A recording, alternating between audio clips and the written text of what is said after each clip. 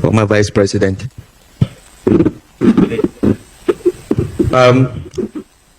If you look at the program, you'll see that I'm not supposed to be on this panel. I was compulsorily drafted, and I want to say up front that I am the least qualified person on the panel to speak about political parties, because my experience in politics is limited, and my experience in forming or managing political parties is even more limited. I've been actively involved in only 2 political parties, all in the 21st century, unlike the former Vice President who has been in this since the 20th century. I was very active in the CPC. I was one of the leaders of the CPC before we merged into the APC, and all I know about partisan politics comes from that experience. But I want to say that, you know, political parties are very, very important. I did not realize this until I became politically active, because in our constitution, the only way we can contest for power is on the platform of political parties. Our constitution does not recognize independent candidates, even though we tried in our APC Committee on True Federalism to recommend that the constitution be amended to allow independent candidates. That has not happened yet, and I don't even know if it will ever happen. So political parties remain important. But what is the state of political parties today? I will give my own views of what I have seen in the last 2 years. The PDP, which is one of the largest and perhaps the oldest political party in this republic, is clearly targeted for destruction. It's a matter of time. There are internal mercenaries in the PDP that have been hired, paid, or otherwise motivated to destroy the party. So the party is on its way to the grave. Okay? And it's most unfortunate because His Excellency, the former Vice President, was explaining how politicians came together, essentially, put aside their differences to drive away the military. Most of these politicians ended up in the PDP. So the PDP actually represented the best of our politicians that fought for restoration of democracy. Forget those that make the most noise, but ran away from the country. Those that went to prison, those that were detained, all ended up in the PDP. Those were the real politicians that faced the military. But today, none of the founding fathers of the PDP can recognize it. Labour Party, again, targeted for destruction. And it's almost certain. The last time I had a conversation with Peter Obi himself, he admitted to me that he doesn't know what is happening in the party that he contested for president. So there seems to be a project to destroy all the opposition political parties. And the only option for the opposition, in my view, is to put aside their differences and come together and create a broad platform that will do the driving of the military again, because we are there almost. So, Your Excellency, we need your experience and skills. Now, I'm a founding member of the APC.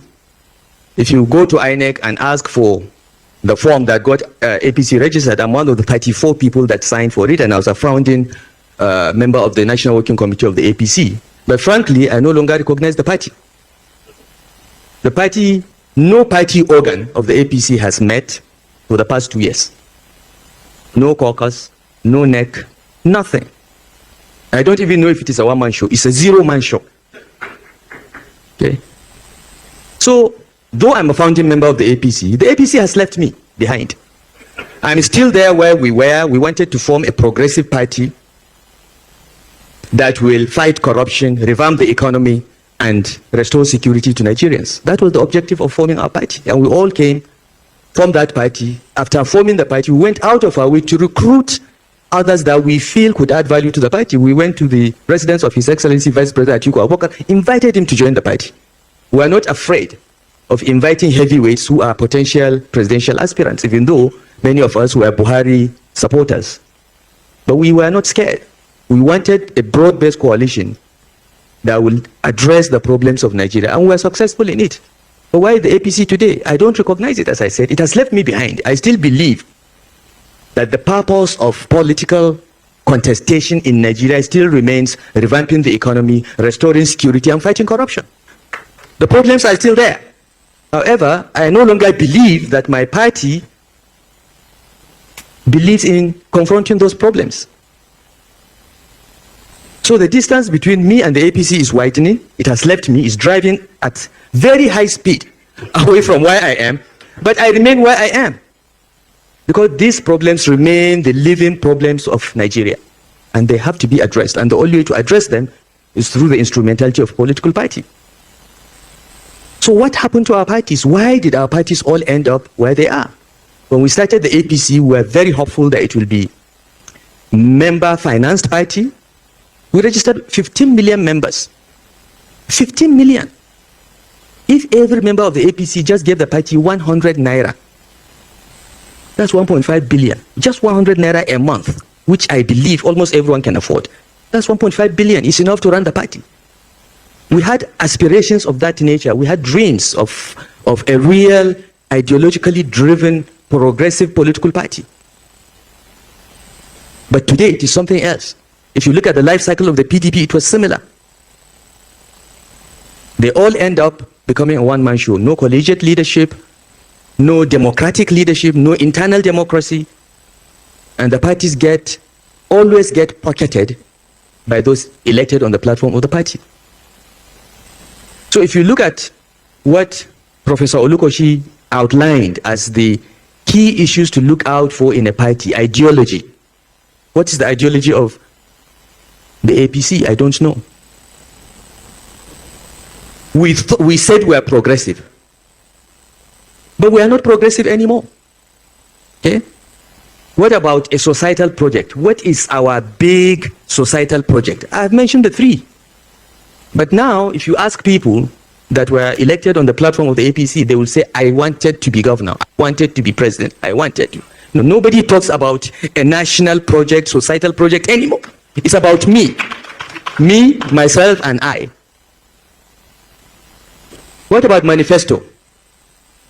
When was the last time you saw the manifesto of a political party in Nigeria? The last one I remember was the one we drafted in 2007 for the PDP. Okay? Since then, the PDP has never produced any manifesto. We did one at the formation of the APC, a very detailed one in 2015. But since then, nothing. The other parties, I don't even know. I haven't seen anything resembling a manifesto. What about membership? Members want to take from the party rather than contribute to the party. So we are in a serious crisis because these political parties are the vehicles through which leadership will emerge. Yet, they exist only on paper or in our imagination. And we must work. And this is a challenge for those in opposition. I'm not yet in opposition, by the way. I'm still in the APC.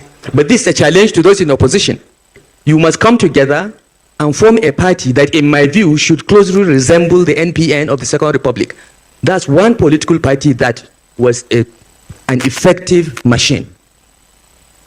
The leadership was collegiate. The party imposed its will on those elected.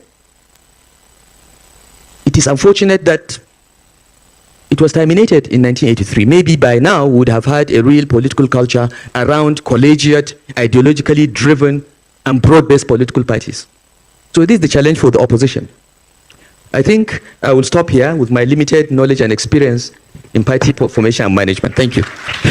Thank you very much, Your Excellency. I think you did well.